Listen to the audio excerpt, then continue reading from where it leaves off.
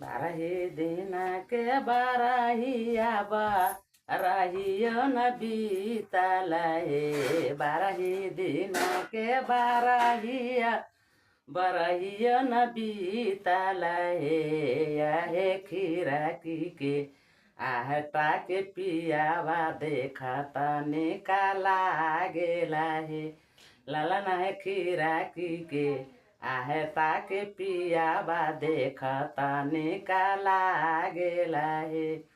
मछिया बैठला ताऊ सासुता 12 गुण के यागर हे। ललन है मछिया बैठला ताऊ सासुता 12 गुण के यागर हे। ललन है ये के छिना समयती होरिला बात पियावा मना राखीती हे। ललन है ये के छिना समयती होरिला बात पियावा मना राखीती हे।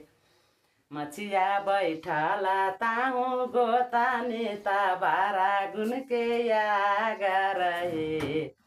मछिया बैठला ताऊ गोतानीता 12 गुण के यागर हे। लालन है ये के छिना समयती त बाबुआ त पियावा मना राखीती हे। लालन है ये के छिना समयती त बाबुआ त पियावा मना राखीती हे। सुपली खेलाई ते नाना दिया ता 12 गुण के यागर हे। आए सुपली खेलाई ते नाना दिया ता 12 गुण के यागर हे। लालन है ये के छिना समयती भतीजावा ता पिया भैया मना राखीती हे। लालन है ये के छिनसा मईती भतीजावा ता भैया मना राखीते। बड़ा चाचा माई माता भाऊजीता हमरो किए देवा नेगा बना हे। लालन है हम हुता जाए भाई ससुरारिया हंसता हम जाए भाई।